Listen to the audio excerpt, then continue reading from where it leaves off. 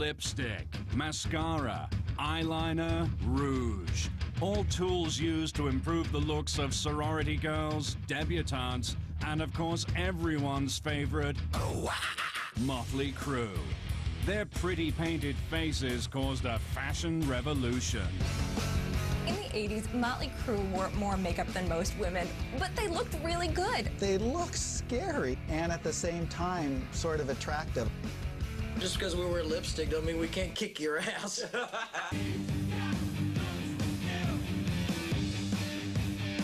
The Crüe made millions of dollars, and they spent a good chunk of it on clothes. Their stage wear alone filled up an entire warehouse. On Mötley's 1985 Theater of Pain tour, the band's wardrobe alone cost $100,000. A single outfit could cost up to $3 grand. They borrowed their look from the Road Warrior movie, Kiss, Alice Cooper, all of those things were in the mix. And that was just the stage wear. The Crüe dropped thousands more on their everyday clothes, all thanks to LA's Chrome Hearts, boutique of choice for rich rock stars with discriminating taste. As soon as they made their millions, they made a beeline for Chrome Hearts. They were head-to-toe Chrome Hearts all the time. Too true. Chrome Hearts was Mötley Crüe's one-stop shop for high-end heavy metal clothing. In a single afternoon, the band once dropped over 60 grand there on items like $1,200 wristbands, belts that cost up to $5 grand, and $5,000 custom leather pants that didn't even include the ass part. We catered to the sophisticated rock star. But buying a buttload of top-of-the-line threads was just part of their ultra-expensive bad boy look. Because the Crüe dropped a bloody bundle on tattoos, too.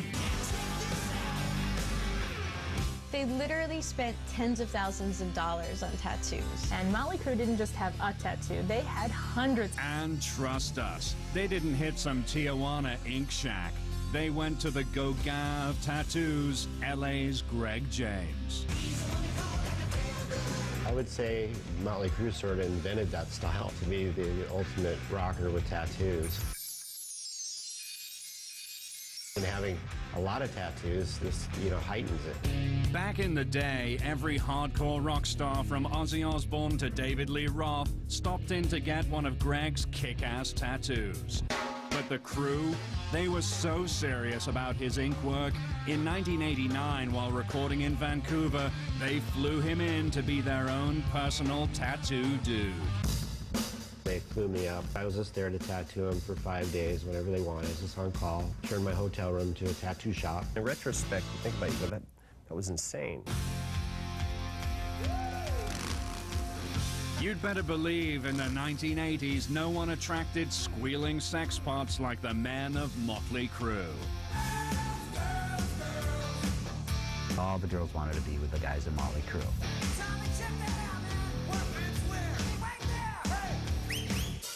These guys were so irresistible with women. But there's one story where a girl comes crawling across a third-story ledge to climb through Nikki Sixx's hotel window in the middle of the night. And that was just the groupies. The Crüe's steady sweethearts were some of the baddest chicks of the 80s. Nikki Sixx scored nasty Prince protege Vanity. Tommy Lee was married to TV vixen Heather Locklear. And Vince, he got down and dirty with a mud wrestler named Charisse. Vince had such a weakness for all the girls from the strip joints and girls that mud wrestled that he married one, Charisse. But Vince wasn't alone. All of the men of Mötley Crüe had a weakness for G-string wearing, lap dancing ladies. So strip clubs across the country laid out the red carpet to lure them in. Like New York's TNA hotspot, Goldfinger's. As soon as they walk in, I would put them in a private section. Then I would make sure they were comfortable, and I would start playing Girls, Girls, Girls. And then, of course, they brought out the girls. To ensure the band had the utmost stripping experience, Goldfingers gave them a prime seat and brought out dancer after dancer, up to 35 at a time, just so the band could handpick their own pole-swinging hotties. I would would say out of 30 girls, they would probably take half of them, and everybody had a good time. Especially the girls, because these boys knew how to treat a lady. Mötley only tipped in $100 bills, so the girls definitely loved them for that. It's nice to sit back and watch somebody else entertain you for a change. So, cheers, girls. Ain't that the truth? Coming up, We got scars, we got damage, we got baggage. and an ungodly amount of money. Find out how the crew keeps raking it in. The Dirt is probably the best book ever written about rock. And you won't believe the mind-blowing comeback tour they've got planned. They're gonna be blown away when they see Mötley this time. When Fabulous Life Classics Mötley Crüe continues.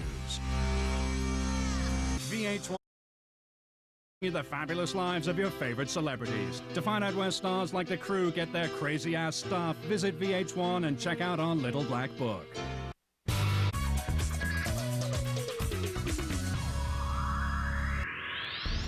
The world that Mötley Crüe knew is no more.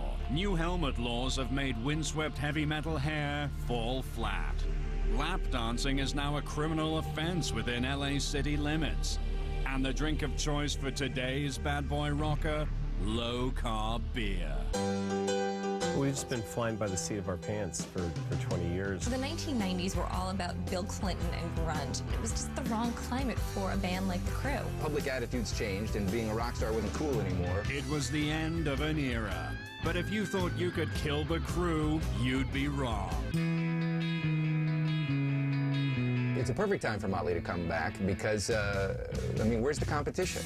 Where are the rock stars of today? That's right, because after being MIA for nearly a decade, the Crew is launching the biggest comeback in headbanger history.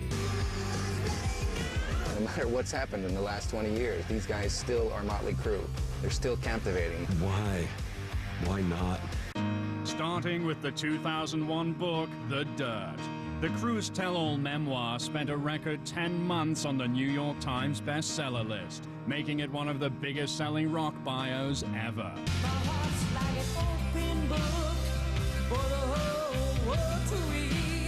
The Dirt is probably the best book ever written about rock. It's really spectacular. It's 500 pages filled with the filthiest, most despicable human acts ever recorded. We got scars. We got damage, we got baggage. And all that baggage is about to hit the big screen.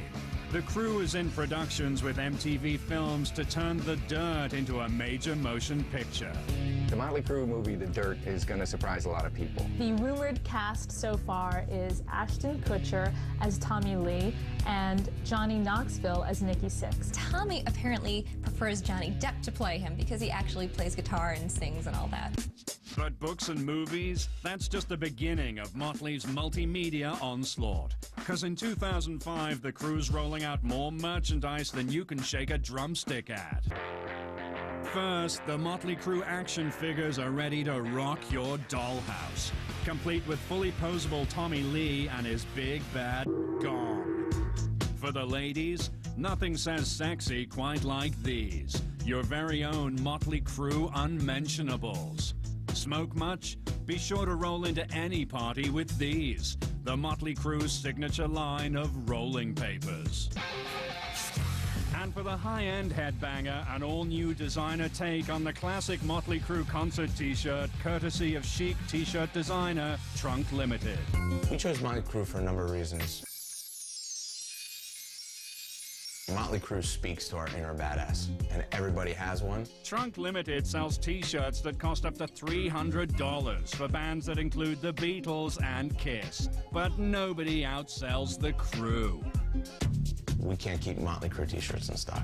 One of the hot fashion items in Hollywood right now are these vintage Mötley Crüe high-end reproduction concert tees. Everybody wants those vintage shirts. It's amazing that's become a gold mine. And while t-shirts might be a gold mine, the one thing that's always minted money for the Crew, music. And in 05, the band's blowing up the Billboard charts again. Red, White, and Crew, the ultimate Mötley Crüe hits package, debuted at number 6 and sold 90,000 copies in its first week alone. Mötley Crüe's music means as much today as it meant 22 years ago. It makes me smile. When we started this band, I was needed wasn't left. Years gone by, I say we've kicked some ass. And brace yourself, the boys are also raging back with the loudest, lewdest reunion tour ever, hitting 100 cities on their North American tour. Nobody really goes to the extra effort to put on a show like Mötley Crüe. And each show is a 2.5-hour extravaganza of metal mayhem. The band's hauling out 7 tractor-trailers of equipment, a 60-person crew, little people, and of course, enough pyro to blow your mind. We're still Mötley. We're still rock. The kids are gonna be blown away when they see Mötley this time. And this tour's gonna make them a bundle. The band's projected tour earnings, more than $100 million. Oh yeah, it's good to be back. They're the one band that has survived through the years that today's new rock fans really want to see. You just squint your eyes a little bit and you can't tell the difference between Mötley now and Mötley in 1983. Mötley Crüe looks better today, more credible, more interesting than they did even when they were popular.